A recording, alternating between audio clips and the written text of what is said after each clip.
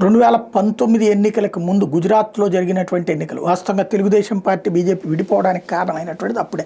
ఇంకా అయిపోయింది బీజేపీ పని, గుజరాత్లో కూడా ఓడగొట్టేస్తున్నారు అని చెప్పేసి చంద్రబాబు గారికి వచ్చినటువంటి నివేదికలను బేస్ చేసుకుని ఆయన మోడీకి వ్యతిరేకంగా గుజరాత్లో బుద్ధి చెప్తారు అంటూ చాలా సీరియస్గా వెళ్ళినటువంటి సందర్భం.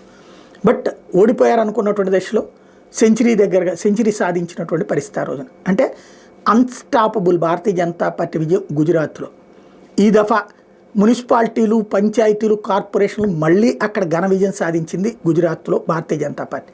అంటే గుజరాత్లో అప్పట్లో ముగ్గురు, ఏది ఓసీల నుంచి ఒకళ్ళు, పటేళ్ల నుంచి ఒకళ్ళు, అట్లాగే ఎస్సీల నుంచి ఒకళ్ళు నాయకుల్ని తయారు చేసి వాళ్ళని బాగా పెంచి వాళ్ళతో పాటుగా ఆమ్ ఆద్మీ పార్టీతో ఒప్పందం చేసుకుని ఇతర పార్టీలందరినీ కలుపుకుని కాంగ్రెస్ పార్టీ గట్టిగా కష్టపడితే అక్కడ గట్టి పోటీ ఇవ్వగలిగింది దాదాపు 70-80 స్థానాల దాకా. బట్ ఆ తర్వాత నిలబెట్టుకుందా అంటే కాంగ్రెస్ పార్టీ లేదు.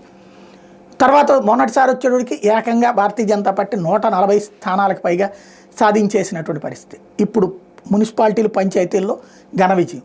కాబట్టి గుజరాత్లో భారతీయ జనతా పార్టీని కొడితేనే దేశంలో కొట్టగలం అన్నటువంటి ఉద్దేశంతో నెక్స్ట్ సారి గుజరాత్ ఎలక్షన్స్ మీద కాన్సన్ట్రేట్ చేస్తామని చెప్తున్నట్టు రాహుల్ గాంధీ ఇంపాక్ట్ ఏ మేరకు సక్సెస్ అవుతుందో చూడాలి.